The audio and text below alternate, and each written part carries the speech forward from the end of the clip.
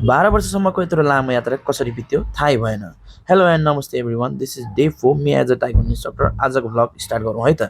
सधैँको जस्तै म बिहानै उठेर स्टुडेन्टहरूलाई वार्म अप गराउन थालेँ। वार्म अप गरिसके पछाडि आज हाम्रो पुम्से र बेसिकको दिन थियो। त्यस पछाडि मैले उनीहरूलाई आर्यमाकी, ममतमाकी र उल्गुमाकी जस्तो बेसिकहरू सिकाएँ। त्यस पछाडि क्लास सकेर म लागेँ मेरो अर्को स्कुल माउन्ट कैलाश स्कुलतिर। बिहान 7 बजेदेखि 8 बजेको क्लास थियो र उक्त क्लासमा मैले उनीहरूलाई पनि आज पुम्से प्र्याक्टिस गराएँ। पुम्से सकेर स्टुडेन्टहरू एकछिन किकप्याड हानी भने र मैले किकप्याड बटाबट हनाएँ। त्यस पछाडि क्लास सकेर म लागेँ आफ्नो घरतिर। घर पुगेर ब्रेकफास्टमा अन्डा रोटी र कफी खाएँ। डेमा मेरो अर्को स्कुलमा क्लास भएको हुँदा म चाहिँ क्लासको लागि निस्केँ। ग्रेड 3 र 4 को यही आउने शुक्रबार प्रोग्राम भएको हुँदा उनीहरूलाई मैले प्रोग्रामको लागि तयारी गराएँ। त्यस पछाडि ग्रेड 5 को पनि क्लब थियो अनि क्लब सकिसके पछाडि सबैलाई बाई बाई भन्दै म लागेँ खाजा खानातिर।